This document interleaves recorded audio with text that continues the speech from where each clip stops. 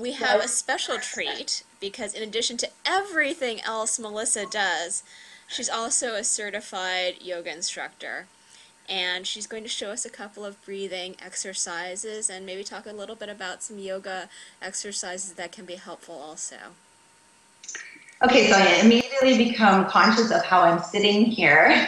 And yeah, I do yoga and yoga therapy, and working with clients who have asthma, allergies, any kind of respiratory issues, and also clients who have issues with, mood disorders, like maybe feeling depressed or anxiety, which comes with allergies and asthma as well. We see a lot of the effects of posture. So if you just think of kind of that depressed posture with the shoulders rolling forward, everything caving in, well, this is restricting the airways. So I'm not going to get into any actual physical yoga postures right now, but I can definitely, send you something to post on your website or refer you to a link on mine, showing just some stretches that are going to open up the airways, taking the shoulders up and onto the back, opening up the chest, kind of back bend. So we want to avoid anything forward rolling and inwardly focus and open up the airways. And then breathing. So when people think of yoga, they think of, the pretzel postures, but yoga is actually, there's 8 limbs of yoga, and one of them is called pranayama, which is breath work. And breathing exercises are so powerful for anyone suffering from allergies and asthma. So a few of the ones I can show you, I'll show you 3 today. The first one is called pursed lip breathing, and I'm going to get you to try it for me. Cool. So basically by retraining the way that you breathe and bringing an awareness to your breathing, you can actually strengthen the respiratory muscles. This first one called pursed lip breathing is something that you can use if you're feeling breathless. So obviously if you're having, my disclaimer, if you're having an asthma attack, don't just do this. Use your medications, but this is something that you can practice whenever you're feeling like you can't catch your breath or a little bit breathless. So I would ask you to take a comfortable seat. Okay. You can close your eyes or just relax your gaze. Relax your neck and shoulders.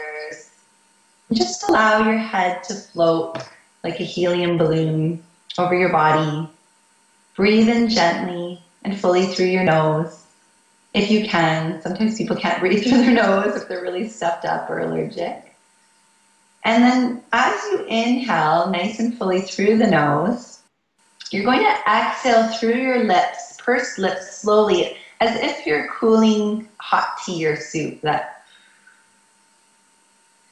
So breathing in through your nose, and then exhaling through the pursed lips.